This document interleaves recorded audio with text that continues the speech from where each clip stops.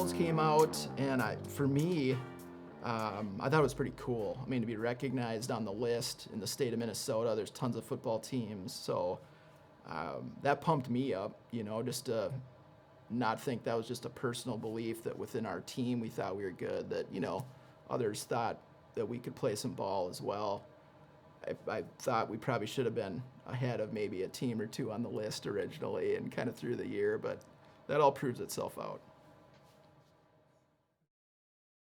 So with the pass game, I don't think the pass game got overlooked. When you have that kind of a rushing attack where we rushed for like over 4,500 yards that season.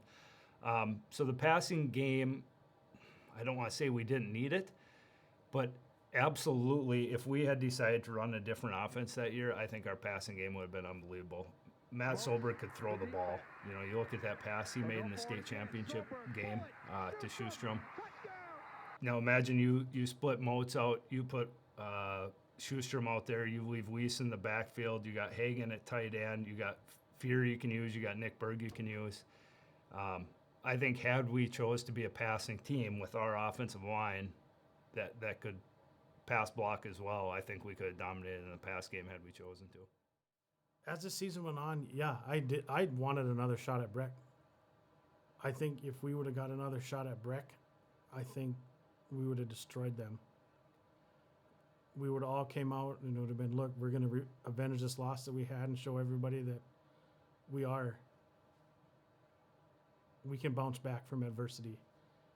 And I guess there is one good thing I could take away from that Breckenridge game, is that loss told us that we were beatable. If we don't do the little things right, we can be beat. It can happen.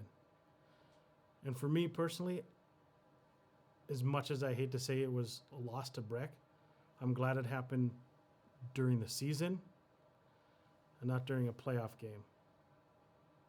And that Breck game, I think, refocused all of us. Like, we need to do all the little things correct in practice, outside of practice, to get ourselves mentally ready for that week. I think that's what that loss taught us, was that you can be beat, you have to do the right things. But they were physical. I mean, really physical. And but their line was a 6-man line, and right away we knew that. Well, I saw it right away. Their defensive end ran for Moats, and the other guy ran for Schustrom, because they said those guys are not catching the ball on a pitch.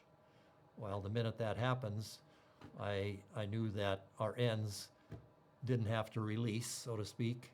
You could double team that, or if the tackle played in the gap, you just took him. If he didn't play in the gap, you double teamed him. And Weiss was just running wild. Outside veer, way out there. And I was worried that Sober could have trouble getting the ball to him, because there was not very many times we could run what was called 36 dive. That means it was really wide. And but he got it there. And then a couple times he just faked it. They went for Weiss, the other guys running for Moats, and Solberg, he just walked in the end zone untouched. I mean, he'd have gotten 95 yards.